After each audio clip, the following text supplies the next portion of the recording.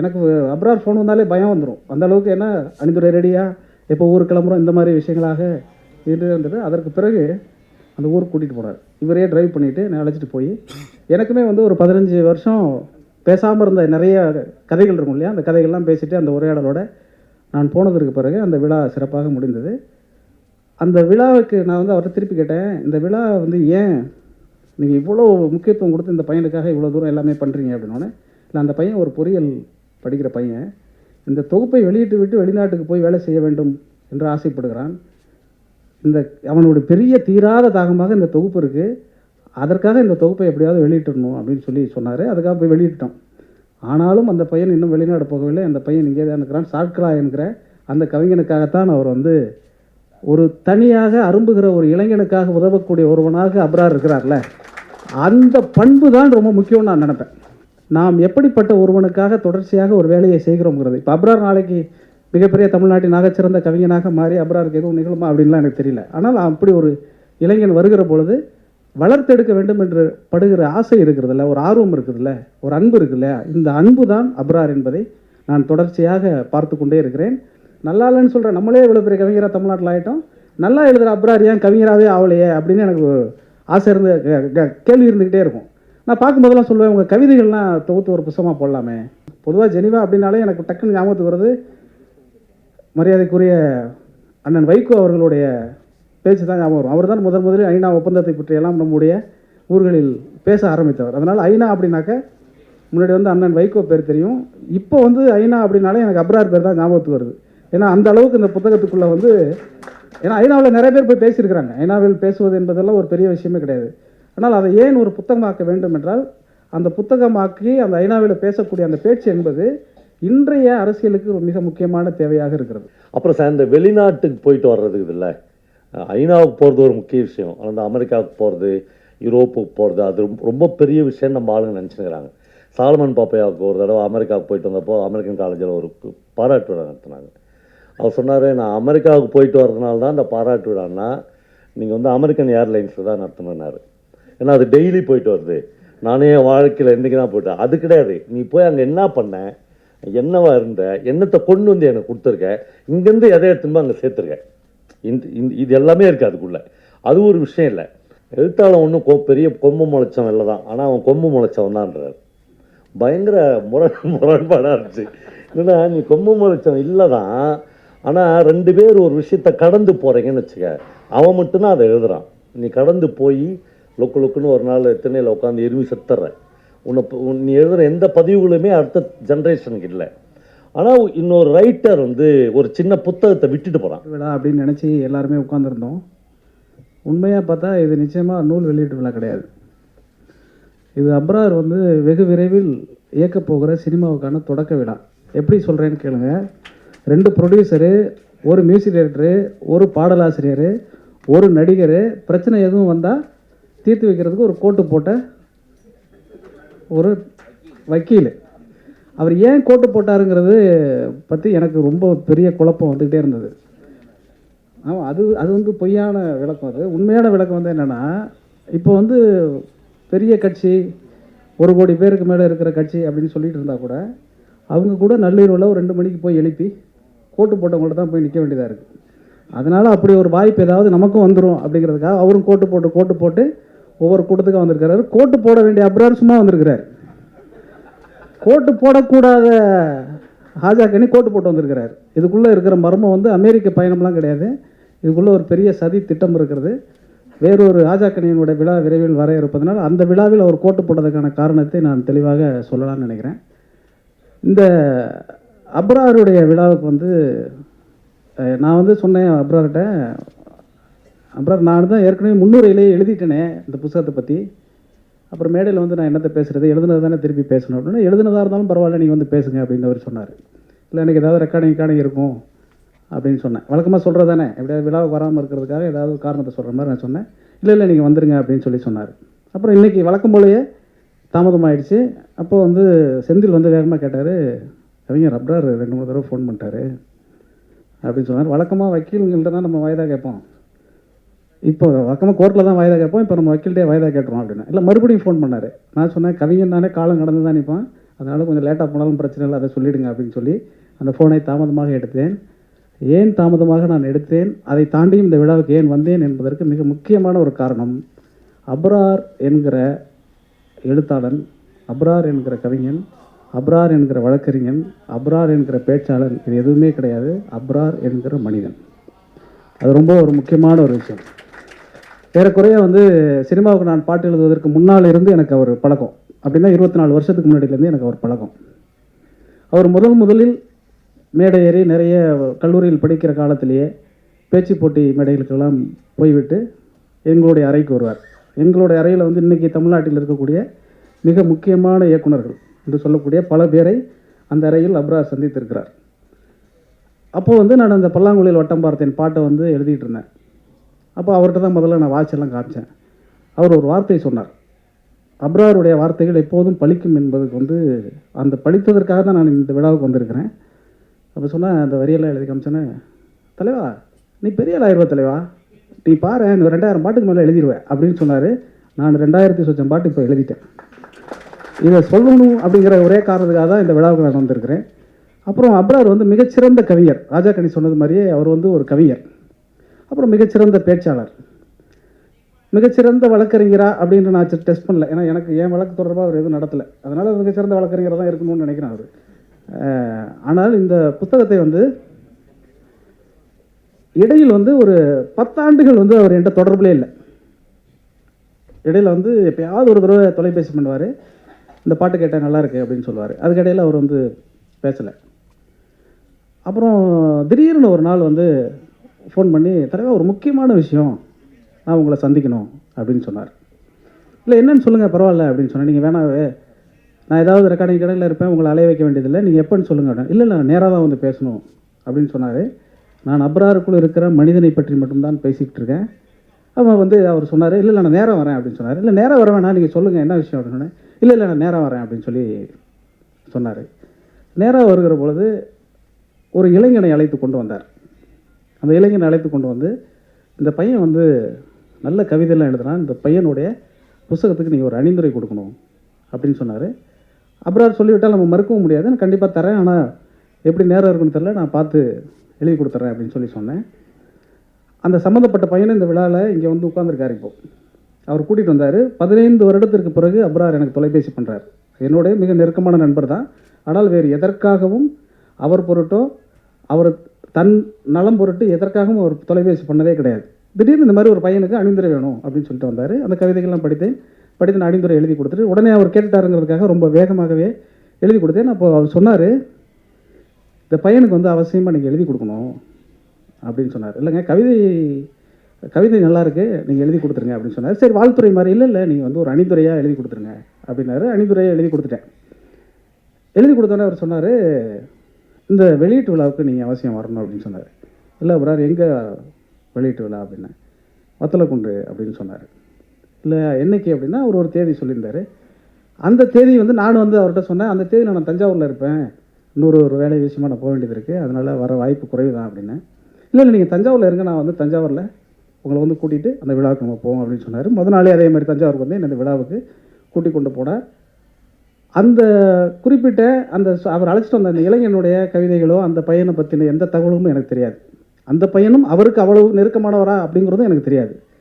சம்மந்தமே இல்லாமல் அரும்புகிற ஒரு இளைஞனை அழைத்து கொண்டு அவனுக்காக ஒரு 15 வருடமாக தொடர்பிலே இல்லாத ஒரு கவிஞனை, நண்பனை மறுபடியும் சந்தித்து கிட்டத்தட்ட ஒரு 20-25 ஃபோன் பண்ணியிருப்பார்.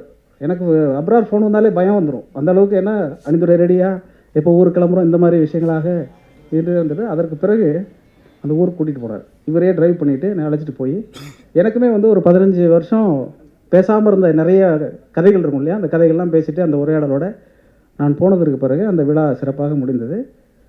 அந்த விழாவுக்கு நான் அவர்கிட்ட திருப்பி கேட்டேன், இந்த விழா ஏன் நீங்கள் இவ்வளோ முக்கியத்துவம் கொடுத்து இந்த பையனுக்காக இவ்வளோ தூரம் எல்லாமே பண்ணுறீங்க அப்படின்னோடனே, இல்லை அந்த பையன் ஒரு பொறியியல் படிக்கிற பையன், இந்த தொகுப்பை வெளியிட்டு விட்டு வெளிநாட்டுக்கு போய் வேலை செய்ய வேண்டும் என்று ஆசைப்படுகிறான். அவனுடைய பெரிய தீராத தாகமாக இந்த தொகுப்பு இருக்குது, அதற்காக இந்த தொகுப்பை எப்படியாவது வெளியிட்டுடணும் அப்படின்னு சொன்னார். அதுக்காக போய் வெளியிட்டோம். ஆனாலும் அந்த பையன் இன்னும் வெளிநாடு போகவில்லை. அந்த பையன் இங்கே தான் இருக்கிறான். சாட்களா என்கிற அந்த கவிஞனுக்காகத்தான் அவர் ஒரு தனியாக அரும்புகிற ஒரு இளைஞனுக்காக உதவக்கூடிய ஒருவனாக அப்ரார் இருக்கிறார்ல, அந்த பண்பு தான் ரொம்ப முக்கியம்னு நான் நினைப்பேன். அதாவது நாம் எவ்வளவு பெரிய மனிதனாக மாறுகிறோம் என்பது முக்கியம் கிடையாது. அப்படியே மாறினாலும் நாம் எப்படிப்பட்ட ஒருவனுக்காக தொடர்ச்சியாக ஒரு வேலையை செய்கிறோங்கிறது. இப்போ அப்ரார் நாளைக்கு மிகப்பெரிய தமிழ்நாட்டின் ஆகச்சிறந்த கவிஞனாக மாறி அப்ராருக்கு எதுவும் நிகழுமா அப்படின்லாம் எனக்கு தெரியல. ஆனால் அப்படி ஒரு இளைஞன் வருகிற பொழுது வளர்த்தெடுக்க வேண்டும் என்று படுகிற ஆசை இருக்கிறதில்ல, ஒரு ஆர்வம் இருக்குதுல்ல, ஒரு அன்பு இருக்குல்ல, இந்த அன்பு தான் அப்ரார் என்பதை நான் தொடர்ச்சியாக பார்த்து கொண்டே இருக்கிறேன். அந்த அன்பு தான் அவர் ஐநாவுக்கு போகும்போது சிக்கலில் மாட்டும் பொழுதும் அங்கே இருக்கக்கூடிய தோழர்கள் அத்தனை பேரும் அவரை தாங்கி பார்த்து கொண்டார்கள்ல, அதற்கு காரணம் அவர் இன்னொருவர் மீது காட்டக்கூடிய அதே அன்பை அவர் மீது அவர் காட்டுகிறார்கள் அப்படின்னு தான் நான் அதை புரிஞ்சுக்கிறேன். அது ரொம்ப முக்கியமானது. அது வந்து அப்ரார்கிட்ட வந்து சின்ன அப்போ வந்து ஒரு தொடக்கத்தில் கல்லூரி காலங்களில் வரும்பொழுது தான் நிறைய வரும்பொழுது அவர் என்னவாக போகிறாரு நான் கேட்டுக்கிட்டே இருப்பேன். அவர் திடீர்னு ஒரு மாதிரி வரும்போது அவர் நல்ல கவிதை எழுதுவார். அப்புறம் நாங்கள் எழுதுகிற கவிதைகளுக்கெல்லாம் கருத்து சொல்லுவார்னு வச்சுக்கோங்களேன். பெரும்பாலும் நல்லா இல்லைன்னு தான் சொல்லியிருக்கிறாரு. நல்லா இல்லைன்னு சொல்கிற நம்மளே இவ்வளோ பெரிய கவிஞராக தமிழ்நாட்டில் ஆகிட்டோம், நல்லா எழுதுகிற அப்ரார் ஏன் கவிஞராகவே ஆகலையே அப்படின்னு எனக்கு ஆசை இருந்து கேள்வி இருந்துக்கிட்டே இருக்கும். நான் பார்க்கும்போதெல்லாம் சொல்லுவேன், உங்கள் கவிதைகள்லாம் தொகுத்து ஒரு புத்தகமாக போடலாமே அப்படின்னு சொல்லியிருக்கேன். ஆமாம் தலைவா, போடணும், அதெல்லாம் போடணும் அதெல்லாம் இருக்கட்டும் அப்படின்னாரு. எதுக்காக அப்படி சொல்கிறாருன்னு தெரியாது. அப்புறம் வந்து ரொம்ப பிரமாதமாக பேசுவார். அன்றைக்கு 90களில் நடந்த அப்போ வந்து காங்கிரஸ் கட்சி வந்து ஒரு பேச்சு போட்டி ஒன்று நடத்தினாங்க. அவங்க தமிழ்நாடு பூரா ஒரு பெரிய பேச்சு போட்டினாங்க. அதில் பெரும்பாலான பரிசை வந்து அப்ரார் தான் வாங்கினார். நான் கூட வந்து சரவணன் இருக்கிற என்னோட நண்பன் அவர்கிட்ட கூட சொல்லிட்டே இருப்பேன், மொத்தமே காங்கிரஸ் கட்சி கூப்பிட்டு அவர்கிட்ட எல்லா காசையும் கொடுத்துடலாம்ப்பா, இது எதுக்கு போட்டியில் நடத்துகிறாங்க, ஏன்னா அவர் தான் பரிசு வாங்குறாரு, இதுக்கு எதுக்கு ஒரு போட்டி நடத்துகிறாங்க அப்படின்லாம் நான் நகைச்சுவையாக கிண்டலாக பேசுவேன். அப்புறம் அவர் ஒரு தொடர்ச்சியாக பேச்சாளனாக ஆக வேண்டும் என்கிற ஆசையெல்லாம் அவர் கொள்ளலை. அப்புறம் பத்திரிகையாளனாக இருந்தார். பத்திரிகையிலும் அவர் வந்து நிறைய அண்ணன் கோபால் அவர்கள் வந்து ஒரு பெரிய சாகச வீரர். அவர் வந்து இந்த மேடையில் அமர்ந்திருப்பதே எங்களுக்கெல்லாம் வந்து ஒரு பெரிய ஐநான்னு போட்ட உடனே அண்ணன் பேர் தான் போட்டு நான் கேட்டேன். நான் அண்ணன் வெளியிட்டோன்னு அண்ணன் வந்துடுறாங்களா அப்படின்னா, இல்லை அண்ணன் இல்லாமல் இந்த விழாவை நடத்தவே முடியாது, நாளைக்கு ஏதாவது பெரிய பிரச்சனை வந்தால் எதிர்கொள்கிறதுக்கு அண்ணன் தான் வேணும் நமக்கு அப்படின்னு அவர் சொன்னார். அதனால் உங்கள் மீது இருக்கிற பாசம் கொஞ்சம் அது நமக்கு தெரியும், அப்ராருக்கு தெரியல. அப்ராருக்கு அப்படி கிடையாது. அப்ரார் வந்து அந்த பிரச்சனையை எதிர்கொள்ளணும்னா, ஏன்னா அண்ணன் வந்து அடிக்கடி தூதராகவே இருக்கிறவர். யார் கடத்திட்டு போனாலும் உடனே அண்ணன் தூதராக கிளம்பிடுவார். அதனால் நம்மளை நாளைக்கு கடத்திட்டு போனாலும் அண்ணன் தான் உதவாருங்கிறதுக்காக தான் கூப்பிட்டது. அண்ணன் இந்த நூலை வெளியிட்டிருப்பது வந்து ரொம்ப மகிழ்ச்சிக்குரிய ஒரு விஷயம். அது என் புத்தகம் கூட அண்ணன் வெளியிட்டதில்லை. ஏன்னா நான் கவிதை எழுதுகிறேன். கவிதை நூல்களை அண்ணன் பொதுவாக வெளியிடுறது கிடையாது. இல்லை அண்ணன் வெளியிட்டதில்லை. இல்லை விற்கிற புக்கு அண்ணன் போடுறதில்லை, அதுவும் சொல்லிக்கலாம்ல. அதனால் வந்து அண்ணனுடைய அறிவுரைகள் அண்ணன் வந்து என்ன இந்த மேடைனா இந்த விழாவில் இருக்கக்கூடிய ஒவ்வொரு இருக்கையில் இருக்கிறவர்களையும் பார்க்குற பொழுது எனக்கு ஒன்று தான் தெரியுது. இது ஒரு பெரிய நூல் வெளியீட்டு விழா, இந்த நூல் வந்து பரவலாக அறியப்பட வேண்டும், இதை பேசப்பட வேண்டும், இதை விமர்சிக்கப்பட வேண்டும். பாபா சொன்னது மாதிரி இது பாயசங்கிற மேட்டர்லாம் கிடையவே கிடையாது.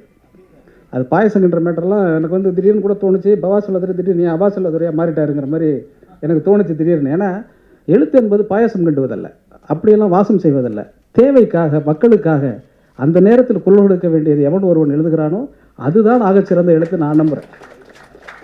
கல்யாணத்துக்கு போனவன் மணமக்களை தான் வாழ்த்தணும், பாயசம் நல்லா இருக்குன்னு பேசக்கூடாது இல்லையா? அப்படி எழுத்தை அப்படி வெவ்வேறு விதமாக பார்க்கலாம். அப்படி நான் பார்க்கறது வந்து என்னை பொறுத்த வரைக்கும் ஐநாவில் போய் தோழர் வந்து என்ன பேசுகிறார் அப்படிங்கிறது ரொம்ப முக்கியமானது. ஏறக்குறைய எல்லோருமே அதையெல்லாம் தொட்டு காட்டி விட்டு சென்றிருக்கிறார்கள். இந்த வெளிநாட்டு போகிற பயணம் இருக்கு இல்லையா, அது ரொம்ப சுவாரஸ்யமான பயணம். எல்லாருக்குமே அப்படி ஒரு பயணம் அமைந்திருக்கும். எனக்கு அப்படி ஒரு பயணம் அமைஞ்சது. முதல்ல இந்த ஒரு 50 பாட்டு இருக்கும். 50 பாட்டு எழுதி ரொம்ப பிரபலமான கவிஞராக அறியப்படக்கூடிய அந்த காலத்தில் வந்து துபாயிலேருந்து எனக்கு ஒரு தொலைபேசி பண்ணாங்க. தொலைபேசி பண்ணி இது மாதிரி சார் நீங்கள் வந்து துபாய்க்கு வரணும் அப்படின்னு சொன்னாங்க. சொன்னோடனே அது வரைக்கும் என்கிட்ட பாஸ்போர்ட் கிடையாது. அப்படியே சார் ரொம்ப சந்தோஷம் வரேன் அப்படின்னு சொல்லி ஏர்போர்ட்டே பார்த்தது கிடையாதுன்னு வச்சுக்கோங்களேன். ஏர்போர்ட்டே இல்லாத எனக்கு வந்து துபாய்க்கு வந்து பேசுகிறதுக்கு அழைப்பு வருது. முதல் முறை நான் சொல்கிறது ஒரு 20 வருஷத்துக்கு முன்னாடி. அப்படி வந்த உடனே 22 வருஷத்துக்கு முன்னாடி உடனே அவசரமாக பாஸ்போர்ட்லாம் ரெடி பண்ணி அங்கே வந்து போனோம். அப்போ அண்ணன் அறிவுமதி எங்களுக்கெல்லாம் ஒரு ஆண் தாயாக இருக்கிறவர், அவர் வந்து சொன்னார், தம்பி இது மாதிரி உன்னை கூப்பிட்ருக்காங்க, நீ போயிட்டு பேசிட்டு வந்துடு அப்படின்னோடனே இயல்பாகவே ஏர்போர்ட்டை பார்க்குறதே அண்ணாந்து பார்க்குறேன் நம்ம. நம்ம ஊருக்குள்ளே ஃப்ளைட் போனாலே பார்க்குற நம்ம அந்த ஃப்ளைட்டில் போகிறோம் அப்படிங்கிற ரொம்ப சந்தோஷத்தோடு போயிட்டு எல்லாமே அவங்க அனுப்பிச்சிட்டாங்க, முறையாக எல்லாம் வந்துருச்சு. அப்போது ஏர்போர்ட்டுக்கு போகிறதுக்கு உள்ளே ஒரு 2 மணி நேரத்துக்கு முன்னாடி அறிவுமதி எனக்கு ஃபோன் பண்ணி, தம்பி ஏதாவது ஒரு உள்ளுக்குள்ளே ஏதாவது தேவைப்பட்டுச்சுன்னா சிவசங்கர்னு ஒருத்தர் இருப்பார், அவரை நீ பார்த்துக்கோ, அவர் கொஞ்சம் இமிக்ரேஷனில் உங்களுக்கு ஹெல்ப் பண்ணுவார்னு சொன்னார். அந்த சிவசங்கர் யாருலாம் எனக்கு தெரியாது. சரி அண்ணன் சொல்கிறாரே அப்படின்னு சொல்லிட்டு, சரிண்ணே அவர் நம்பர் வேணால் அனுப்பட்டுமா அப்படின்னு கேட்டார். நான் துபாய் போகிற ஜோரில் அதெல்லாம் தேவையில்லைண்ணே அப்படின்ட்டேன். நம்ம தான் எல்லாம் வந்துட்டோம், டிக்கெட் எடுத்து வச்சு பாஸ்போர்ட் கையில் இருக்குது, உள்ளே போனால் விட்ருவாங்க அப்படி தானே. உள்ளே போயிட்டு க்யூலெலாம் நின்றுக்கிட்டே இருந்தேன். வழக்கமாகவே இந்த ஏர்போர்ட்டில் இந்த இமிக்ரேஷன் கிராஸ் பண்ணுற முதல் முறை கிராஸ் பண்ணுற ஒருத்தர் வந்து ஏதோ செய்யாத குற்றத்தை நம்ம செஞ்சிட்ட மாதிரியான ஒரு பதட்டத்தை க்ரியேட் பண்ணிகிட்டே இருப்பாங்க. ஏன் அவ்வளவு அமைதியாகவும் இதாகவும் இருக்காங்க, எல்லாத்தையும் பண்ணிவிட்டு கொள்ளையடிக்கிறவனெல்லாம் விட்ருவான், நம்மளுமே ஆரை மட்டும் தனியாக ஒதுக்குவான். அதே மாதிரி இப்படி பார்த்துட்டே வந்தோடனே இப்போவே இப்படி இருக்கேன், 20 வருஷத்துக்கு முன்னாடி நான் எப்படி இருந்திருப்பேன்னு யோசிக்கங்க. இப்படி கண்ணாலே இப்படி போ அப்படின்ட்டான். எனக்கு வந்து ஒன்றுமே புரியல, எப்படி ரியாக்ட் பண்ணுறதுன்னு தெரில, எதுக்கு என்னை எப்படி போக சொன்னாங்கன்னு தெரில. அப்புறம் வந்து இப்போ வந்து அந்த இமிக்ரேஷன் ஆஃபீஸர் வந்து கூப்பிட்டு ஐசிஎன்ஆர் போட்டாச்சா அப்படின்னு கேட்டார். அப்படின்னா என்னென்னு எனக்கு தெரியாது. சார் ஐசிஎன்ஆர் போட்டாச்சா? முதல் முறை போகும்போது ஆமாம் அதெல்லாம் அந்த சாப்பா வாங்கணும், அதெல்லாம் எனக்கு தெரியாது. அப்போ அங்கே துபாயிலேருந்து ஃபோன் பண்ணுறாங்க, சார் கிளம்பிட்டீங்கல்ல, உள்ளே போயிட்டீங்கல்ல அப்படின்னு. அங்கே நம்ம சீஃப் கெஸ்ட்டு. இப்போ இமிக்ரேஷனில் நம்ம வேறமாக ஒதுக்கிட்டான். எனக்கு வந்து என்ன பிரச்சனை, டிக்கெட் போட்டதெல்லாம் அவன் தான் அமிச்சாலும் வெளியில் போயிட போகிறோம். அப்பா அம்மாலாம் வெளியிலேருந்து வந்து வழி அனுப்புகிறாங்க. அவங்க முதல் முறையாக பையன் வந்து வெளிநாடு போகிறானே அப்படின்னு சொல்லிட்டு ரொம்ப சந்தோஷத்தோடு வழி அனுப்புகிறாங்க. அந்த ஈசிஎன்ஆர் போடாச்சான்னு கேட்டோன்னா அப்படின்னா என்னென்னு எனக்கு தெரியல. ஓரமாக நின்னோடனே வந்தவங்கெல்லாம் போயிட்டே இருக்காங்க. அப்போ அந்த போயிட்டுருக்கிறதுல வந்து போகிறவன் நம்மளை கேவலமாக ஒரு பார்வை பார்த்துட்டு போவான் பார்த்தீங்களா, அது பெரிய கொடுமையாக இருக்கும். அவன் பாட்டு போக வேண்டியதானே, நம்மளை வந்து ஓ அவ்வளோதான் நீ தெரில போல இருக்குது, ஏதோ மாட்டிக்கிட்டியா அப்படிங்கிற மாதிரி ஒரு பார்வை பார்ப்பான். அது வந்து பெரிய கொடுமையாக இருந்துச்சு எனக்கு. இவன் போக வேண்டியதானே, இவன் எதுக்கு நம்மளை பார்க்குறானுங்கிற மாதிரி தலையை குடிஞ்சிட்டு ஏதோ குற்றம் செஞ்சிட்ட மாதிரி நின்றுக்கிட்டே இருந்தேன். அப்புறம் ஒரு 2 காவலர்கள் வந்தாங்க. காவலர்கள் வந்தோடனே சாரை போய் பார்த்துட்டு வாங்க அப்படின்னு சொன்னாங்க. அப்போ தான் அறிவுமதி என்கிட்ட சொல்லியிருக்கிறார்ல சிவசங்கர்னு. நான் உடனே வந்து சிவசங்கரை பார்க்கணும் அப்படின்னேன்.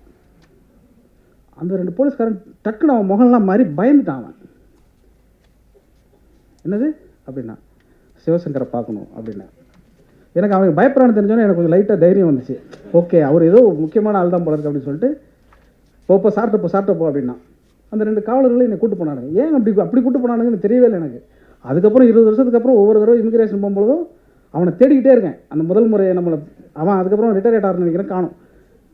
போனோடனே மறுபடியும் அந்த 2 காவலர் என்னை கூட்டு போகிறாங்கல்ல, அவங்கள்ட்டையும் போய் சிவசங்கரை பார்க்கணும் அப்படின்னோடனே மறுபடியும் முறைச்சான் அவன். சிவசங்கர்னு பேர் சொன்னால் முறைக்கணுமா அப்படின்னு கூட எனக்கு தெரியல. உள்ளே போய் நிற்க வச்சாங்க. அப்படியே நின்றுட்டு இருந்தேன். அவர்கிட்ட என்னை போய் நிற்க வச்சார்ல, அவர்கிட்ட என்னப்பா என்ன விஷயம் அப்படின்னு. சார் இது ஏதோ கேட்டாங்க, அது கூட என்னென்னு சொல்ல தெரியல எனக்கு. அப்போது என்னமோ கேட்டாங்க சார், அது நான் பண்ணலை சார் அப்படின்னு. என்ன கேட்டாங்க, என்ன பண்ணல அப்படின்னு அவர் திருப்பி கேட்டார். அவர்கிட்டையும் திருப்பி நான் சிவசங்கரை பார்க்கணும் சார் அப்படின்னேன். அவர் வந்து நீ யார்ப்பா அப்படின்னு கேட்டார். சார் என் பேர் வந்து யுகபாரதி சார் அப்படின்னு சொன்னேன். யுகபாரதியா அப்படின்ட்டு அவர் மெல்ல முகம் மாறுச்சு. பேர் பார்த்தாரு, பாஸ்போர்ட்டில் என் பேர் பிரேம்குமார். கொஞ்ச நேரம் நல்லா பார்த்தாரு, மறுபடியும் பேர் என்ன சொன்னேன் அப்படின்னாரு. யுகபாரதி சார் அப்படின்னேன். யுகபாரதினோட அவர் ரெகனைஸ் பண்ணிட்டாரு. ஆனால் பேர் வந்து பிரேம்குமார் இருக்கணுன்னு அவருக்கு திருப்பி அவர் முகமும் மாறிடுச்சு. நான் திருப்பியும் வந்து சார் சிவசங்கரை பார்க்கணும் சார் அப்படின்னு அவர்கிட்ட சொன்னேன். அவர் ஒன்றுமே செய்யலை. அவர் டேபிள் மேலே ஒரு நேம் போர்டு இருந்துச்சு, அதை திருப்பி வச்சார். அவர் தான் சிவசங்கர். உட்காருப்பா அப்படின்னாரு. உட்கார்ந்தோடனே என்னப்பா அப்படின்னாரு. நீ இந்த சினிமா பாட்டெலாம் எழுதுறது தானே அப்படின்னாரு. ஆமாம் சார் அப்படின்னு. உன் பாட்டெலாம் எனக்கு ரொம்ப பிடிக்கும்பான்ட்டார். அதுக்கப்புறம் வெளியில் நின்னாலும் போலீஸ் அவனை இங்கேருந்து நான் முறைச்சேன். ஏன்னா அப்போ தெரிஞ்சு போச்சுல்ல அவருக்கு. அவரோட ஐசிஎன்ஆர் போடல சார், அதை கேட்டாங்க அப்படின்னு. அப்படி ஆமாப்பா அது போட்டிருக்கணும், தெரியாத உனக்கு அப்படின்னா. எனக்கு தெரியாது சார், ஃபஸ்ட் டைம் போகிறேன் நான் அப்படின்னு. ஃபஸ்ட் டைம் போறியா அப்படின்னு. எங்கள் தலைமுறையிலேயே ஃபஸ்ட் டைம் இப்போ தான் சார் நான் வரேன், நான் தான் முதல்ல ஃப்ளைட்டில் ஏற போகிறவன், இன்னொரு ஏர்போர்ட் உள்ளே வந்தவனே நான் தான் அப்படின்னு சொன்னேன். அவர் ஏஞ்சி கண் கலங்கி கட்டி பிடிச்சார். கட்டி பிடிச்சிட்டு சொல்லி என்னை வந்து விமானத்தில் நான் ஏறுகிற வரை என் உடன் இருந்து என்னை வழி அனுப்பிவிட்டு அவர் போனார். அப்படி அதிகாரிகளும் இருக்கிறாங்கிறத சொல்கிறேன். ஒரு பெயர் எப்படி அப்ராருக்கு அவ்வளோ சிக்கலாக இருந்ததோ, அந்த ஒரு பேர் தான் என்னை உள்ளே போகிறதுக்கு அடிமை. எனவே உங்கள் பெயரை என்னவாக நீங்கள் சமூகத்தில் அறிவிக்கிறீர்களோ அதை பொறுத்து தான் உங்களுடைய வெற்றிகள் அமையுங்கிறது ரொம்ப முக்கியமானது. அதற்கான நூல் தான் இந்த நூல். ஒரு பெயரில் என்ன இருக்கிறது அப்படின்னு சொல்லுவாங்க, ஒரு பெயரில் தான் இங்கே எல்லாமே இருக்கிறது. இங்கே தமிழ்நாட்டில் ஒரு பெயர் இன்னைக்கு படுகிற பாடு உங்களுக்கு நிறைய தெரியும். பெரியார் என்கிற ஒரு பெயர், அண்ணா என்கிற ஒரு பெயர், எம்ஜிஆர் என்கிற பெயர், கலைஞர் என்கிற பெயர், இப்படி வரிசையாக சொல்லிக்கொண்டே போகலாம். இந்த ஒவ்வொரு பெயருக்கு பின்னாலும் ஒரு பெரிய அரசியல் இருக்கிறது. அந்த அரசியல் தான் தமிழ்நாட்டை நடத்தி கொண்டே இருக்கிறது. இது வந்து ரொம்ப முக்கியமான இந்த பயணங்கள்ங்கிறது வந்து எங்கேயோ ஒரு கிராமத்தில் இருந்து இப்படி கிளம்பி வந்து ஒரு நகரத்தில் ஒரு எழுத்து துறையிலையோ அல்லது ஒரு நீதித்துறையிலோ அல்லது வேறு எந்த துறையாக இருந்தாலும் அறியப்படக்கூடிய முதல் தலைமுறை இளைஞன் இருக்கான்ல, அவன் சந்திக்கக்கூடிய பாடுகளை பற்றி தான் இந்த புத்தகத்தில் வந்து ரொம்ப நுணுக்கமாக அவர் எழுதியிருக்கிறார். சின்ன சின்ன நுணுக்கங்கள் தான். ஆனால் இந்த புத்தகத்தை படிக்கும்போது எனக்கு வந்து நான் 20 வருடத்துக்கு முன்னாடி பார்த்த அந்த அப்ரார் கொஞ்சம் கூட மாறாத போர்க்குணத்தோடு இருக்கிறது இருக்குல்ல, அது ரொம்ப ஆச்சரியமாக எனக்கு இருந்தது. அது தமிழ்நாட்டில் அப்படி இருக்கலாம், இங்கே சட்டம் படித்து விட்டு அவர் இருக்கலாம். ஆனால் வெளிநாட்டில் போனாலும், வெளிநாட்டில் சந்திக்கக்கூடிய சிக்கலாக இருந்தாலும் அந்த சிக்கலை அவர் எதிர்கொள்கிற விதம் இருக்குல்ல, அது ரொம்ப ஆச்சரியமாக இருக்கும். அங்கே போய் இவரே சிக்கிட்டு இருக்காரு, நண்பர்கள் தேவையில் இருக்கிறாரு. அங்கே பேருந்தில் ஒரு சிக்கல் வருது, அங்கே போய் குரல் கொடுக்குறாரு.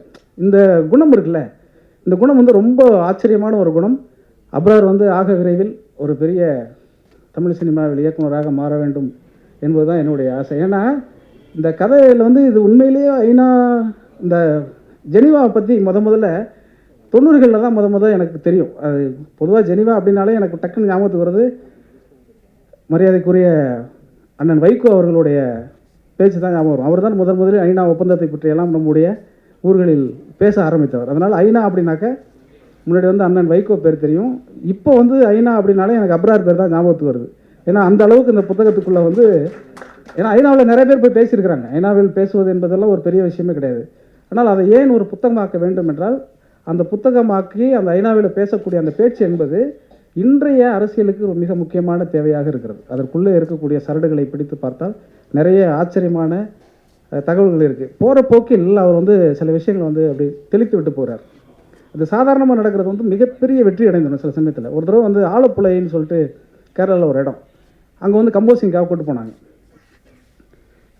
என் கூட வந்து எழுத்தாளர் எஸ் ராமகிருஷ்ணன் அவங்க வந்திருந்தார்.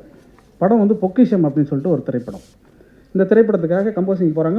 முதல்ல வெளி மாநிலத்துக்கு போய் கம்போஸ் பண்ணக்கூடிய ஒரு நல்ல சூழல் அது. இப்போ அழைச்சிட்டு போனோன்னா போட் ஹவுஸில் கம்போஸ் பண்ண போகிறோம் அப்படின்னு சொல்லி கூப்பிட்டு போனாங்க. வழக்கமாக தமிழ் சினிமாவில் வந்து இப்படியெல்லாம் வெளிநாட்டு போய் பண்ணுற கம்போசிங்கெல்லாம் இருக்கு இல்லையா, அது பெரும்பாலும் அங்கே நடக்காது. சும்மா போவாங்க, வந்துட்டு இங்கே கம்போஸ் பண்ணுவாங்க, இல்லைன்னா இங்கே கம்போஸ் பண்ணதை வச்சது அங்கே கொண்டு போய் வாச்சிட்டு திரும்பி வந்துடுவோம். இப்படி தான் நடக்கும். அது வந்து முதுசாக கம்போஸ் பண்ணோன்னா கதையும் முழுமையடையில் எஸ் ராமகிருஷ்ணன் கதை பேசுகிறதுக்கும் உடன் இருக்கிறார். அப்போது சேரனும் எஸ் ராமகிருஷ்ணனும் அந்த கதையை பற்றிலாம் நிறைய பேசிகிட்டே இருந்தாங்க. ஒரு 2 நாள் அப்படியே போயிட்டே இருந்தது. போட் ஹவுஸ் காலையில் போகிறது, அங்கே மீன் பிடிக்கிறது, சமைக்கிறது, சாப்பிட்றது. மீன் சிறப்பாக வரும், டியூன் வரவே இல்லை. சபேஷ் முரளி தான் வந்து அவங்களும் ரெடியாகி டெய்லி கீபோர்டு எல்லாத்தையும் எடுத்து செட் பண்ணுவாங்க. அப்புறம் இன்றைக்கி ஆரம்பிச்சிடலாமா அப்படின்னு ஆரம்பிப்போம். அப்புறம் கதை வேறு ஏதோ பேச போய் ஏதோ நடந்துடும். அந்த சூழல் பொருந்தாது, அந்த மெட்டு பொருந்தாது, இப்படி நடந்துக்கிட்டே இருந்துச்சு. ஒரு 3 நாள் கழித்து மெல்ல சேரன் வந்து, ஏன்னா திடீர்னு ப்ரொடியூசருக்கு படம் பதில் சொல்லி ஆகணும்ல, அப்போ வந்து ஆனால் இன்றைக்கி எப்படியாவது கம்போஸ் பண்ணிடலாம்ல அப்படின்னு அவர் கேட்டார். நான் அன்னையிலேருந்து ரெடியாக இருக்கேனே, நீங்கள் தான் சுச்சுவேஷன் சொல்லன்னு சபேஷ் முரளி சொன்னாங்க. எஸ்ரா வந்து கதைக்கான சூழலை பற்றியெல்லாம் நிறைய விவரித்து, இங்கிலீஷில் வந்த பாட்டு, ஃப்ரெண்ட்ஸில் வந்த பாட்டு, இதை பற்றியெல்லாம் நிறைய சொல்லிகிட்டே இருந்தார். அதை கேட்க எனக்கு பயமாக இருந்துச்சு. இவ்வளவு சுச்சுவேஷனோடலாம் ஒரு பாட்டு எழுதிட முடியாது அப்படின்ட்டு நான் ரொம்ப காமாக இருந்தேன். மதிய உணவெல்லாம் முடிஞ்சுது. பிரமாதமாக அங்கேயே மீன் பிடிச்சி எல்லாம் சமைச்சு எல்லாம் பண்ணோடனே மெல்ல வந்து அப்புறம் ஆரம்பிச்சிடும் தானே அப்படின்னோடனே மெல்ல எல்லாம் சாப்பிட்ட கிறக்கத்தில் அந்த போட் ஹவுஸ்லேயே போயிட்டுருக்கோம்ல, அப்போ போயிட்டே இருக்கும்பொழுது என்னென்னா ஒரு பெரிய அலை அடிக்குது. அப்போ ரெடி பண்ணிடுவோமான்னு சொல்லி 3 நாளாக ரெடி ஆகிட்டே இருக்குது, எதுவுமே ரெடி ஆகலை. அப்போ மெல்ல போனோடனே இந்த கீபோர்டில் அந்த அலை ஆடும்பொழுது கீபோர்டில் இப்படி கை வைக்கிறாரு. தனா அப்படின்னு ஒரு சவுண்டு வந்துச்சு. நிலா அப்படின்னு நான் சொன்னேன். இன்னொரு தடவை திருப்பி அவர் கை வச்சார், தனான்னு வந்துச்சு. நீ அப்படின்னு சொன்னார். நிலா, நீ, வானம், காற்றுங்கிறது இருக்குல்ல, அது சும்மா ஓசைக்காக அது மெல்ல அசைய அசைய கைப்படப்பட திலா நீ வானம் காற்று அப்படின்னு சொல்லிகிட்டே இருந்தோம். சின்ன ஒரு வார்த்தை விளையாட்டு மாதிரி இருந்துச்சு. சேரன் உடனே ரொம்ப ஒரு நல்ல இயக்குனர் அப்படிங்கிறதெல்லாம் எங்கே முகில்க்குங்கிறது ரொம்ப முக்கியமான விஷயம். அவர் உடனே சொன்னார், இந்த சொற்கள் வந்து விழுந்த சொற்கள் இருக்கு இல்லையா, இந்த சொற்கள் எல்லாமே காதலோடு இருக்குல்ல அப்படின்னாரு. ஆமாம், இந்த காதலோடு இருக்கிற மொத்த வார்த்தையும் வச்சு ஒரு பாட்டு எழுதிடுவோமா அப்படின்னா அங்கே தான் சுச்சுவேஷனே ரெடியாச்சு.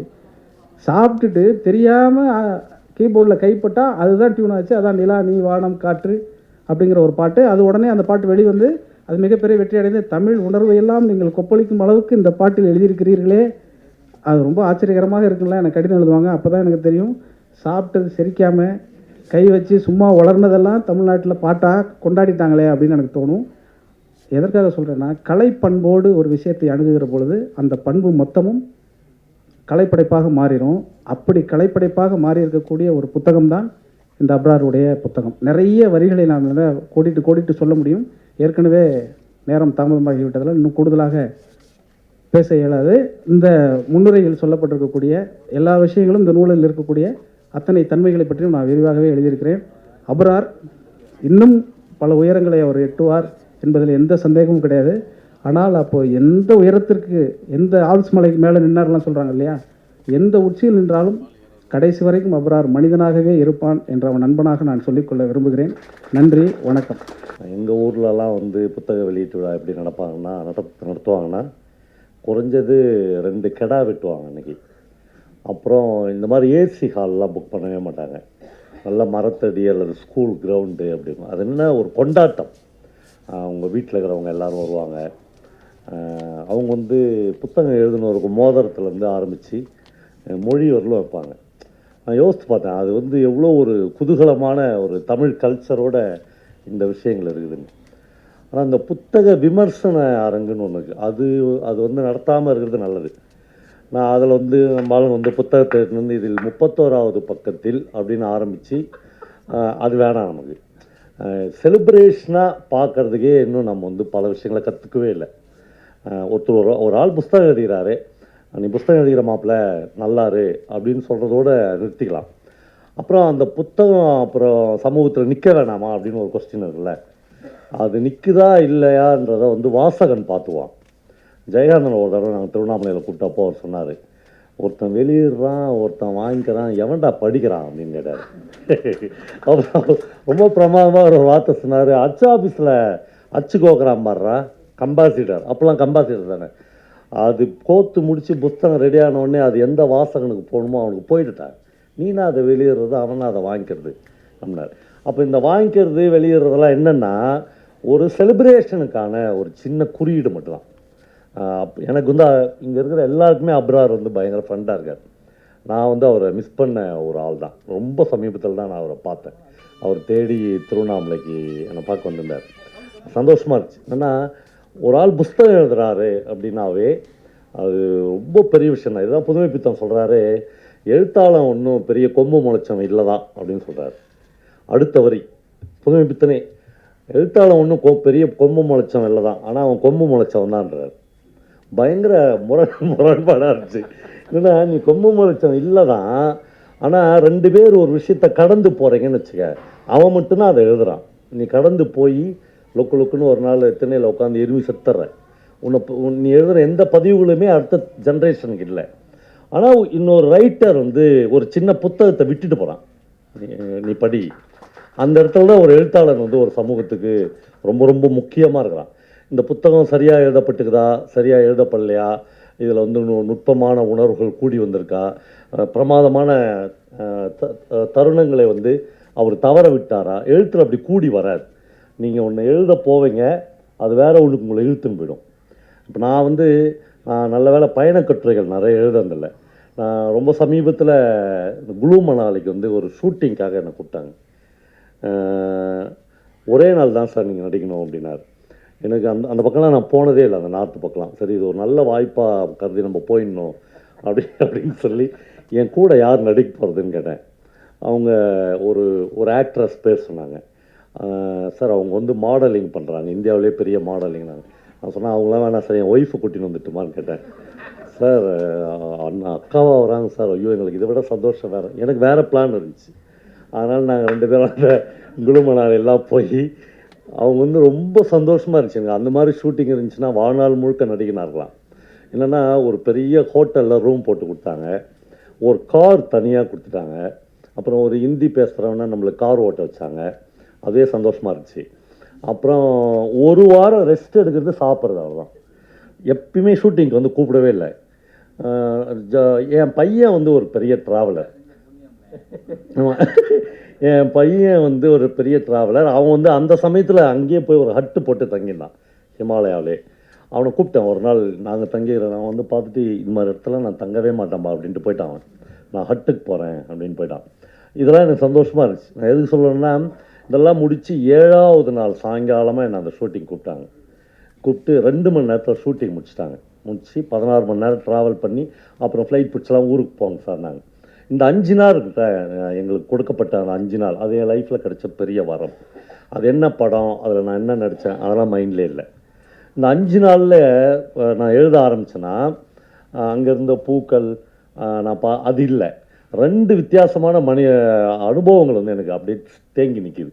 ஒன்று வந்து ஒரு அப்படியே பரவசம்னாங்களே அந்த மலைகளை பார்த்து அவர் எழுதியிருக்கார். அப்புறம் வந்து இந்த ஆல்ப்ஸ் மலையினுடைய அந்த அந்த பரவச நிலையை எழுதியிருக்கார். அப்படி ஒரு உச்சிக்கு போனோடனே டவர் எடுத்துச்சு என் ஃபோன் 1.5 நாள் பொறுத்து. டக்குன்னு யாரோ ஒரு குரல் அப்படி கேட்டுச்சுன்னா பயங்கர கிளர்ச்சி அடைஞ்சிருவோம்ல நம்ம. 1.5 நாள் ஃபோனே வரல, திடீர்னு ஒரு ரிங் ஆகுது. ரிங் ஆனோடனே அந்த உச்சி மலையில் நின்று நான் அந்த ஃபோன் எடுக்கிறேன். யாரோ ஒரு முக்கியமான ஃபோன் வருது அப்படின்னு. அது ஒரு பெண்ணின் குரலாக இருந்தால் இன்னும் நல்லாயிருக்கும் அப்படின்னு அப்போ தோணும் நம்மளுக்கு, அந்த தனிமை. அப்படி ரிங் அடித்தோடனே, ஆனால் நான் கறிக்கடை குமாருக்கு அதுக்கு பேசுகிறேன்னா 380 ரூபா கொடுக்காதே போயிட்டு நான் ஊருக்கு போயிட்டேன். டக்குனு கீழே இறங்கி வந்துட்டேன். என்னென்னா நீங்கள் பரவச நிலை அடையதான் அப்புறம் கறிக்கடைக்காரனுக்கு 380 ரூபா கொடுக்காத போயிட்டீங்கன்றதுல அதான் லைஃப், அதான் வாழ்க்கை. அது வந்து ஒரு நீங்கள் எங்கே வேணா போ, எந்த பரவச நிலை வேணா அட, காசை கொடுத்து போடா அப்படின்றதுக்குதுல்ல. அவனுக்கு தெரியாதுல்ல நீ வந்து குழுமணாலிக்கு போய்க்கிற, 5 நாள் ரெஸ்ட் எடுத்த, தயாரிப்பாளர் காசில் ரெஸ்ட் எடுக்கிற, அதெல்லாம் அவனுக்கு தெரியாதுல்ல. காசை கொடுறா நான் ஏன்னு அர்த்தம் இருக்குது. அது ஒரு பிரமாதமான எக்ஸ்பீரியன்ஸாக இருந்துச்சு. 2வது ஒரு சாமியாரை பார்த்தேன் நான் அந்த குழுமணாலியில். பார்த்தோன்னே ரொம்ப கேஷுவலாக வந்து காசு கேட்டார், பிச்சை கேட்டார். உண்மையிலே நான் பாக்கெட்லாம் கை வச்சு பார்க்குறேன், காசு இல்லை. அவர் வந்து நான் இப்படி பார்த்து சாரி அப்படின்னேன்.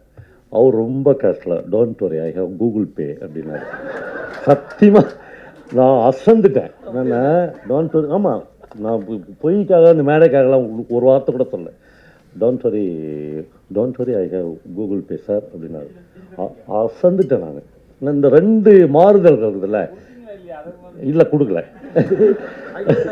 என்னென்னா முதல்ல அந்த சாமியாருடைய கலர் பிடிக்கல எனக்கு. அவன் சக்கச்சிவேல்னு இருந்தான். நம்ம இந்த மாதிரி ஒரு கருப்பு கலரில் இருக்கிறோமா, அவனுடைய அந்த அந்த நுடிநாக்கு இங்கிலீஷு, அப்புறம் நீ எனக்கு கொடுத்து தாண்டா ஆகணுன்ற மாதிரியான ஒரு டோன் இருந்துச்சு. அதெல்லாம் நம்ம கொடுக்க வேணாம் அப்படின்னு நான் முடிவு பண்ணேன். இப்போ இந்த 2 தருணங்கள் இருக்குதுல்ல, இது வந்து எனக்கு, நான் ஒரு வேளை என்னைக்காவது பயணக்கட்டுரை எழுதுனா இதை ரொம்ப முக்கியமான விஷயமா எழுதுவேன். இந்த மாதிரியான ஒரு இடம் வந்து இந்த புத்தகத்தில் இருக்குது. அது வந்து என்னென்னா, இவர் இங்கெல்லாம் அலைஞ்சி கிளைஞ்சி அப்புறம் இந்த வெளிநாட்டுக்கு போயிட்டு வர்றதுக்கு இல்லை, ஐநாவுக்கு போகிறது ஒரு முக்கிய விஷயம். அந்த அமெரிக்காவுக்கு போகிறது, யூரோப்புக்கு போகிறது, அது ரொம்ப பெரிய விஷயம் நம்ம ஆளுங்க நினச்சிக்கிறாங்க. சாலமன் பாப்பையாவுக்கு ஒரு தடவை அமெரிக்காவுக்கு போயிட்டு வந்தப்போ அமெரிக்கன் காலேஜில் ஒரு பாராட்டு விழா நடத்தினாங்க. அவர் சொன்னார், நான் அமெரிக்காவுக்கு போயிட்டு வர்றதுனால தான் இந்த பாராட்டு விழான்னா நீங்கள் வந்து அமெரிக்கன் ஏர்லைன்ஸில் தான் நடத்தணுன்னாரு. ஏன்னா அது டெய்லி போயிட்டு வருது. நானே என் வாழ்க்கையில் என்றைக்கு தான் போயிட்டேன். அது கிடையாது. நீ போய் அங்கே என்ன பண்ண, என்னவா இருந்த, என்னத்தை கொண்டு வந்து எனக்கு கொடுத்துருக்க, இங்கேருந்து எதை எடுத்துன்னு அங்கே சேர்த்துருக்க, இது எல்லாமே இருக்குது அதுக்குள்ளே. அது ஒரு விஷயம் இல்லை. அப்புறம் நாம் எழுதுறதுக்கு இப்போ நாங்கள் எல்லாம் அண்ணன் வந்து ராஜபாளையம் அல்லது அந்த சவுத்து ஜோன்னு வச்சுங்களேன், யுகபாரதி வந்து தஞ்சாவூர் ஜோனுன்னு வச்சுங்களேன். நாங்கள் எங்கள் டிஸ்ட்ரிக்ட்டுக்குள்ளேயே எங்கள் மாவட்டத்துக்குள்ளே இருக்கிற நிலப்பரப்பு இருக்குல்ல, அதையே இன்னும் யாருமே முழுமையாக கடக்கவே இல்லை. அந்த மனிதர்களையே நாங்கள் யாரும் முழுக்க வாசிக்கவே இல்லை. அந்த லேண்ட்ஸ்கேப்புக்குள்ளே நாங்கள் இன்னும் முழுக்க பயணித்து அங்கே இருக்கிற வெவ்வேறு வீடுகளில், வெவ்வேறு இனக்குழுக்களில், வெவ்வேறு ஜாதி அடையாளங்களில் போய் ஒரு நாள் கூட தங்கவே இல்லை. அப்புறம் நீ வந்து ஒரு பெரிய ஸ்டார் ஹோட்டலில் போய் தங்கிட்டேன், ஒரு பெரிய எல்லா வசதிகளும் இடத்துல அது வந்து எனக்கு வந்து அந்த எக்ஸ்பீரியன்ஸ் தேவையே இல்லை. அங்கே ஏன்னா நாங்கள் இந்த லேண்ட்ஸ்கேப்லேயே இன்னும் எழுதி முடிக்கப்படாத, இன்னும் சொல்லப்படாத நூற்றுக்கணக்கான ஆயிரக்கணக்கான அனுபவங்கள் அப்படியே தேங்கி நிற்கு. அதனால் அது ஒரு பெரிய விஷயம் இல்லை. எனக்கு முக்கியமான இடமா இந்த இடம் இது. இங்கேருந்து இந்த பயணக்கட்டு ஆரம்பிக்கலாம் அப்படின்னு தோணின இடம் வந்து, இவர் அலைஞ்சு கிழஞ்சி ஒரு ஃப்ளைட் ஏறி இங்கே வந்துடுறார். இங்கே கேரளாவுக்கு வந்துடுறாரு. கேரளாவுக்கு கூட்டிட்டு வந்து கேரளா வழியாக அவரை தமிழ்நாட்டுக்கு அனுப்புகிறாங்க. அப்போ போனோடனே ஒரு தனிமைப்படுத்திடுவாங்க. அது பயங்கர கொடுமையாக இருக்கும். அந்த அந்த தனிமைப்படுத்தலை பற்றிலாம் ரொம்ப பிரமாதமாக எழுதுகிறார். கேரளாவில் தான் அப்போ தான் நம்மளுக்கு எல்லா நெகட்டிவ் ஆஸ்பெக்ட்ஸும் வரும். நம்ம வந்து கேரளாவில் தான் இந்தியாவிலேயே அதிகப்படியான பாம்பு கட்சி சாவரவங்க இருக்கிறாங்கன்றது ஞாபகம் வரும். ஏன்னா இவரை போய் ஒரு ஸ்கூலுடைய ஒரு பெரிய இதில் தங்க வைப்பாங்க. பாம்பு கட்சி சாவரம் நிறைய கேரளாவில் தான் இருக்குது. இவர் தனியாக இருப்பாருங்க. போச்சு, நம்ம இங்கே தான் நம்மளுடைய முடிவுரை இங்கே தான் எழுதப்படுது அப்படிலாம் நினைக்கிற தருணம். ஒரு கேரள சேச்சி ஒரு நாள் வந்து அவருக்கு ஃபோன் பண்ணாங்க. இந்த கேரள சேச்சிகளுடைய ஃபோன் குரல் இருக்குல்ல, அதுவே ஒரு பெரிய கவிதை மாதிரி இருக்கும். ஆனால் இவருக்கு இருக்கிற அந்த மனநிலை இருக்குல்ல, அந்த சேச்சி வந்து உங்களுக்கு பாசிட்டிவானோ அப்படின்னு சொல்லும். அதாவது கோவிட் பாசிட்டிவானோ அப்படின்னு சொல்லும். இவருக்கு ஒன்றுமே கதி கலங்க, அதிலே ஹார்ட் அட்டாக் வரும்.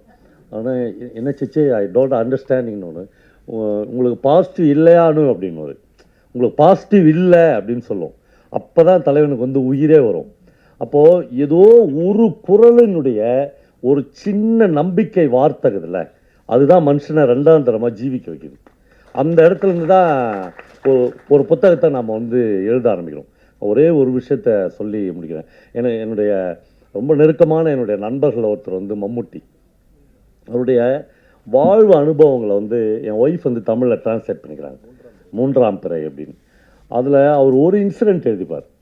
அதுதான் எக்ஸ்பீரியன்ஸை எழுதுறதுக்கான பிளேஸ் அப்படின்னு தோணும். நிறைய அந்த எக்ஸ்பீரியன்ஸ் எல்லாமே ரொம்ப பியூட்டிஃபுல்லாக இருக்கும். ஒன்று, அவர் வந்து ஒரு நாள் வந்து கேலிக்கட்லேருந்து கொச்சினுக்கு வந்து ட்ரைவ் பண்ணார். அவருக்கு டிரைவரே கிடையாது இது வரணும். அப்புறம் மம்முட்டி சார் மாதிரி பயங்கர ஸ்பீடாக கார் ஓட்டின ஒரு ஆளை பார்த்ததே இல்லை. நல்லா முன்னாடி உட்காந்தனா அவ்வளோதான், இன்னோட முடிஞ்சிச்சு நம்ம கதை அப்படின்ற நினைப்போடு தான் உட்காருவேன். அவ்வளோ ஸ்பீடாக கார் ஓட்டுவார். அந்த மாதிரி ஒரு மிட் நைட்டில் கார் பறக்குது. திடீர்னு பார்த்தா ஒரு மஞ்சேரின்னு ஒரு ஊருக்கு முன்னாடி ஒரு பழைய துணி மூட்டை மாதிரி ஒன்று வந்து கார் முன்னாடி வந்து விழுது. அவர் வந்து ஆக்சிலேட்டர் இந்த இதில் பிரேக்கில் ஏறி நின்னுறார். 1 இன்ச்சில் அந்த கார் போய் நிற்கிது. அது துணி மூட்டை இல்லை, ஒரு கர்ப்பிணி பெண். அவர் அப்படியே பதட்டம் அடைஞ்சு கீழே இறங்கி பார்க்குறாரு. பர்பஸாக ஒரு ஆள் வந்து அந்த பொண்ணை தள்ளி விட்டுக்கிறான். அவர் பார்க்குறாரு, அந்த பொண்ணை தள்ளி விட்டோம், ஒரு வயசான ஆள். அவனை அடிக்க போகிறாரு. அவன் சொல்கிறான், என் பொண்ணு தான்றான், என் பொண்ணு தான் 2 மணி நேரமாக பிரசவ வழியில் துடிக்கிறா, இந்த பக்கம் போகிற எந்த வண்டியுமே நிற்கலை, சரி இப்படி தள்ளி விட்டாவாச்சும் அவனா நிறுத்துவான்றதுனால தான் நான் நிறுத்தினேன்றார். உடனே அவர் வந்து அந்த பொண்ணை தூக்கி பின் சீட்டில் கடத்திக்கின்னு அந்த ஆளை அவருடைய மடியில் அந்த பொண்ணை கடத்தி வச்சு மஞ்சேரி கவர்மெண்ட் ஹாஸ்பிட்டல் கூட்டின்னு போகிறார். நைட் 2 மணி அந்த போய் ஹாஸ்பிட்டல் அட்மிட் பண்ணுறாங்க. ரொம்ப ஆச்சரியமான விஷயம், அந்த கட்டுரையில் கடைசி வரையிலும் ஒரே ஒரு ஆள் கூட அவரை மம்முட்டின்னு கண்டுபிடிக்கவே இல்லை, கண்டுபிடிக்கணும் இல்லை, ஒரு வேளை கண்டுபிடிச்சிருக்கலாம். இந்த சமயத்தில் போய் அவரை மம்முட்டின்னு சொல்லணும்னு அவசியம் இல்லைன்னு ஒருத்தன் நினச்சா பாருங்கள். ரொம்ப முக்கியமான இடம் அது. அந்த அந்த ஹாஸ்பிட்டலில் வந்து கிட்டத்தட்ட 2 ஹவர்ஸ் இருப்பார். ஒருத்தன் கூட நீங்கள் மம்முட்டி தானே சார், ஒரு ஆட்டோகிராஃப் போடுங்க சார். அப்போ போய் அதை விட அநாகரிகம், மனித இழிவு வந்து வேறு என்ன இருக்க முடியும்? யாருமே அவரை அப்படி ஐடென்டி பண்ணவே மாட்டாங்க. எல்லாம் முடிஞ்சு அந்த பொண்ணுக்கு பிரசவம் ஆகிடும். அந்த பெரியவர் வந்து ரொம்ப நன்றிப்பா, இந்த மாதிரி சமயத்தில் என் பொண்ணை நீ மட்டும்தான் காப்பாற்றின, ஒரு நிமிஷம் இரு அப்படின்ட்டு ஒரு அழுக்கு வேஷ்டியில் இருந்து ஒரு 2 ரூபா நோட்டு, அப்போ 2 ரூபா நோட்லாம் இருந்துச்சு, எடுத்து அவர்கிட்ட கொடுத்து இதை வச்சுக்கோ, ஒரு டீ குடிச்சிட்டு போ அப்படின்னார். மம்முட்டி அந்த கட்டுரையினுடைய கடைசியில் எழுதுறாரு, நான் 4 தேசிய விருது வாங்கிட்டேன். எங்கள் வீட்டு கொச்சினில் வந்து பாருங்கள், எந்த தேசிய விருதுகளையும் நான் சோத்தில் மாட்டலை, அந்த கிழவன் கொடுத்த 2 ரூபாய் தான் நான் சோத்தில் மாட்டி சொல்கிறேன். அது ரொம்ப முக்கியம். ஏன்னா ஒரு பயணக்கட்டுரையோ அல்லது ஒரு கட்டுரையோ எழுதுகிறவங்களுக்கு எந்த தருணத்தை நாம் எழுத போகிறோன்றது தான் ரொம்ப முக்கியம். நான் அங்கே பார்த்தேன், நான் பூக்களில் வந்து முகர்ந்தேன், நாங்களும் இங்கே முகர்றோம் தான், அதெல்லாம் இல்லை. ஒரு முக்கியமான தருணத்தை எடுத்துக்கணும். கடைசியாக ஒரே ஒரு விஷயம் சொல்லி முடிக்கிறேன். எந்த இடத்துல வந்து ஒரு ஃபிக்ஷன் அல்லது ஒரு நான் ஃபிக்ஷன் வந்து ஆரம்பிக்குது. நான் சமீபத்தில் வந்து ஜெயமோகனுடைய பிரதமன் ஒரு கதை படித்தேன். அந்த கதை ஒன்றுமே இல்லை, ஒரு சின்ன கதை. ஆனால் ஒரு மாஸ்டர் வந்து அதை எப்படி கையாளுறான்றது தான். ஒரு பெரிய கல்யாணம். அந்த கல்யாணத்துக்கு வந்து மலையாளத்தில் ஒரு பெரிய மாஸ்டர், ஒரு சமையல் மாஸ்டர். அவன் வந்து கல்யாணத்துக்கு சமைக்க போகிறான். அவன் முன்னாடியே அவனுடைய அசிஸ்டன்ஸ்லாம் போயிடுவாங்க. அவன் வந்து தனியாக ஒரு காரில் போய் இறங்குவான். அந்த அந்த மாஸ்டரே அவர் வந்து ஒரு பெரிய நம்ம மந்திரிங்களாக போய் இறங்குற லெவலுக்கு எழுதுறாரு. அவ்வளோ பெரிய ஆள். ஆனால் அவன் சமையல்காரன் தான். கல்யாணமே பண்ணிக்க மாட்டான் அவன். அப்படி டெடிகேட் பண்ணியிருப்பான். கொஞ்சம் பேர் இருப்பாங்க. அவர் இப்போ இவர் வந்து லாயர் இல்லையா? நிறைய லாயர் நம்ம பார்ப்போம். தன்னுடைய கடைசி மூச்சு நிற்குதில்ல, அந்த நிமிஷம் கூட வரலாம் ஏதாவது கேஸ் வருமா, இது வந்து ஒரு 1000 ரூபாய் தேத்தலாமான்னு நினச்சி செத்துருவான். அவன் எவ்வளோ பேர் நான் பார்த்துக்கிறேன். அதான் அவன்லாம் அவன் பையன்கிட்ட அப்படியே கை மாற்றி கொடுத்துட்டு போவான். அதெல்லாம் இல்லை. அப்புறம் நீங்கள் எங்கே போனாலும் நீங்கள் பத்திரிக்கை நடத்தலாம், அவர் கவிதை எழுதலாம், நான் கதை சொல்லலாம், எது வேணாலும் நடத்தலாம். நான் வந்து ஈபியில் வேலை செஞ்சேன். நான் ஈபியில் வேலை செஞ்சேன்னா எவனுமே நம்ப மாட்டான். எங்கள் ஈபி ஆஃபீஸரே நம்ப மாட்டான். சும்மா போய் சொல்கிறேன். அது நம்மளுக்கு ஒட்டாது. நம்ம ஒரு ஆர்டிஸ்ட் வந்து அங்கேருந்து மீறிக்கினே இருப்பான். நீ வேற நீ போடான்னு அந்த சமையல்காரன் வந்து இறங்குவான். ஒரு அசிஸ்டண்ட்டு தான் அந்த கதையை சொல்லுவான். அந்த சமையல்காரனுடைய கதையை அவன் என்ன சொல்லுவான்னா, அவன் வந்தவுடனே ஃபஸ்ட்டு வந்து பிரதமனுக்கு வந்து விறகு வந்துடுச்சான்னு கேட்பான். இதோ அப்படின்னு காம்பான். அவன் வந்து ஒரு 3 விறகு எடுத்து தட்டி பார்ப்பான். அவன் சொல்லுவான், ஒரு விறகு தாண்டா அதில் வந்து காஞ்சி இருக்கணும், 2 விறகு வந்து ஈரமாக இருக்கணும், அப்புறம் புளிய விறகு இல்லாமல் மற்ற எந்த விறகு வந்தாலும் நான் பாயசம் செய்ய மாட்டேன், திருப்பி அனுப்பிச்சிடு இந்த வண்டி விறகுன்னுவான். ஒரு சமையல் கூடத்தில் ஒரு மாஸ்டர் வந்த விறகை திருப்பி அனுப்புடா அப்படின்னு சொன்னால் உங்களுக்கு எவ்வளோ எரிச்சலாக இருக்கும். நாளை காலைல கல்யாணம். ஆனால் அவன் சொல்லுவான், 3 விறகுல அப்படி எண்ணியாக வாங்க முடியும் ஒரு இடத்துல, அப்புறம் புளிய விறகு மட்டும்தான் அவனு. என்னென்னா அவனுடைய நுட்பம். ஒரு பிரதமன் வந்து அவ்வளோ டேஸ்ட்டாக இருக்கணும்னா அது எந்த உச்சத்தில் எங்கேருந்து ஆரம்பிக்கிறான், விறகுலேருந்து ஆரம்பிக்கிறான். நெக்ஸ்ட்டு அடுத்து போய் அவன் 2 வெல்லம் வந்து கிட்டத்தட்ட 500-600 வெள்ளை கட்டிகள் இருக்கும். அவன் எடுத்து 2 வெள்ளத்தை தட்டி பார்ப்பான். சுண்ணாம்பு கலந்துக்குது, மொத்த வெள்ளத்தையும் மாற்று அப்படின்றான். சுண்ணாம்பு கலந்துக்குதுன்னு எப்படி கண்டுபிடிச்ச, சத்தம் வருதேடான்றான். இப்போது வெல்லம் மாற்றி ஆகணும். இப்போ எவ்வளோ தேங்காய் இருக்குது அப்படின்னு கேட்பான். அவன் சொல்ல அது கிடக்கு 400-500ன்னுவான். இல்லைடா 530 தேங்காய் இருக்குது, எண்ணி பார்த்துக்கோ அப்படின்வான். இப்போ எண்ணி பார்ப்பான், கரெக்டாக 530 இருக்கும். இன்னொரு 100 எக்ஸ்ட்ரா வாங்கி வச்சுக்கோ. ஒன்றுலையும் அவனுக்கு அவ்வளவு இப்போ நுட்பங்கள் கொண்டணும். அது எதுக்குன்னா எழுத்துக்கு, இல்லைன்னா எழுதக்கூடாது. இந்த நுட்பங்கள் அப்படியே கூடி ஒரு சமையலுக்கே அவ்வளோ நுட்பங்கள்னா இது வந்து 100 வருஷம் ஒரு லைப்ரரியில் இருக்க போகுது. அதுக்கு இன்னும் பல நுட்பங்கள் கூட வேண்டியிருக்கு. அவன் ஒன்றுன்னா சொல்லினே போவான். எல்லாம் சொல்லின்னு போனான்னா இப்போ வந்து அந்த சமையலை வந்து அவன் எப்படி சீரியல் பண்ணுவான்னு ஜெயமோகன் எழுதுறார். ஃபஸ்ட்டு வந்து கறிக்காய்கள்லாம் செய்ய ஆரம்பிப்பாங்க. நடுராத்திரி 12 மணிக்கு மேலே தான் சாம்பாரை உலையில் ஏற்றுவாங்க. அதிகாலை 3 மணிக்கு தான் பிரதமன் அண்டா வந்து பண்ணி தூக்கின்னு வருவாங்களா, அந்த மாதிரி அந்த உருளியை தூக்கின்னு வருவாங்க 4 பேர். அப்படி தூக்கின்னு வந்து வச்சு ஒன்று ஒன்றா கூடிக்கினே இருக்கும். இப்போ என்னென்னா ஒரு இடம் எழுதுகிறான் அவன், பாயசம் தான் பிரதமன் தான். ஒரு இடம் எழுதுகிறான், இந்த அதில் வந்து அடை போடுவாங்கள்ல, அந்த அடை வந்து எதில் செய்யப்பட்டதுன்னா நல்ல பச்சரிசியை உலர்த்தி அதில் செய்யப்பட்ட அடை. அது இப்போ வந்து பேக்கெட்டில் வருது இல்லை, அதை வாங்கிக்கோன்னா அதில் வராதுன்னு அவன், ஒரு அடை கூட வராது. அப்புறம் பச்சரிசியை வந்து காய வைக்கக்கூடாது வெயில்லன்னு எழுதுறான். அது வந்து பச்சரிசியை நிழலில் உலர்த்தணும் அப்படின்றான். காய வச்சுட்டுனா அப்போ வந்து உடஞ்சிடணும். அப்போ நீங்கள் அப்படியே படிக்க ஒரு பாயசம் செய்கிறதுக்கு இவ்வளோ உச்சமா அப்படின்னு நீங்கள் கூட ட்ராவல் ஆகினே இருக்குங்க. இப்போ எல்லாம் முடிஞ்சிடுச்சு. அடுப்பில் பாயசத்தை வந்து ஏற்றுறாங்க. ஏற்றி எல்லாம் நடக்குது, கிண்டுறான், எல்லாம் முடிக்கிறான். ஒரு ஸ்மெல் வரும். இப்போது அதான் பிரதமருடைய ஸ்மெல். அந்த ஸ்மெல் வந்துச்சுன்னா மொத்த கல்யாண வீடும் ஒரு நிமிஷம் அப்படியே ஸ்தம்பிச்சு நின்றுடும். ஒரே டைம் அப்படி ஒரு வாசனை வந்துச்சுன்னா மொத்தம் 1500 பேர் கல்யாணத்துக்கு வந்து 1500 பேருடைய மூக்கிலே அந்த ஸ்மெல் போய் ரப்பிடும். அப்படியே ஸ்தம்பிச்சிடும். ஸ்தம்பிக்கவே இல்லை அந்த கல்யாணத்தில். எல்லாம் அப்படியே பதைக்கிறான் அந்த அசிஸ்டண்ட்லாம். அவனுக்கு ஒரு 10-15 அசிஸ்டண்ட்டு. இவன் வந்து மெதுவாக அந்த ராத்திரியில் வெத்தலை பாக்கு போட்டுன்னு ஒரு சேர் போட்டு, சேரே கையில் எட்டுன்னு வருவான் அந்த ஆசான். அவன் சேர் அவனே எட்டு வந்து உட்காந்துருப்பான். எல்லாம் பதைச்சின்னு போய் அவன்கிட்ட கடைசியாக கேட்பாங்க, வாசனை வரல ஆசானே அப்படின்னா. அந்த ஒரு இடம் இருக்கல, வாசனை வரல அப்படின்னா இவன் போய் பார்ப்பான். ஒரு மிகப்பெரிய உருளியில் அந்த பாயசம் அப்படியே கொதிக்கும். ஒரு பெரிய துடுப்பு எடுத்துன்னு இவன் போவான். வாசனை வரல ஆசானே அப்படின்னு சொல்கிறப்போ அந்த கல்யாண வீட்டிலேருந்து ஒரு பொண்ணு வந்து இவனை பார்க்க வருவா. ஒரு பொண்ணு இல்லை, ஒரு பெண். பார்த்தோன்னே ஆசான் வந்து அப்படியே ஒரு மாதிரியான ஒரு கிளர்ச்சிக்குள்ளாவார். இவனுடைய பழைய காதலி அவர். அவனை பார்த்தோன்னே இவன் கேட்பான், எப்படி இருக்க? நல்லா இருக்கேன் அப்படியே அது சொல்லிட்டோன்னே, பொண்ணு என்ன பண்ணுறா? டிகிரி முடிச்சிட்டா இல்லை அப்படின்னு அவன் சொல்லுவாள். உன் பொண்ணுக்கு நான் வந்து பிரதமன் செஞ்சு கொடுக்குறேன்னுவான். உன் பொண்ணு கல்யாணத்துக்கு நான் பாயசம் செஞ்சு தரேன் அப்படின்னு சொல்லுவான்.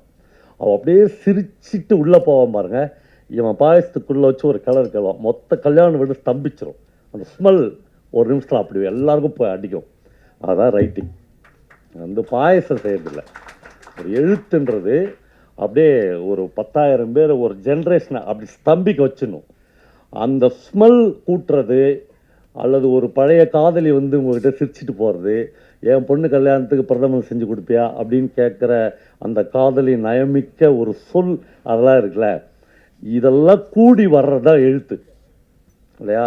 அப்படி கூடி வந்த தீஜாவோட எழுத்து, சுந்தரராமசாமி எழுத்து, அப்படி ஒரு பெரிய சீரியல் தமிழில் மகத்தான வளமே இருக்குல்ல, அதுதான் அந்த ஸ்மெல் தான் இன்றைக்கி வரும் தமிழ் நிலப்பரப்பு வந்து அப்படியே சூழ்ந்துனது. அந்த அந்த அந்த ஸ்மெல்லுக்குள்ளே தான் தமிழ் சமூகம் வந்து வாழ்ந்துனே இருக்குது. அதுக்குள்ளே ஏதோ ஒரு ஜீவன் இருக்குது.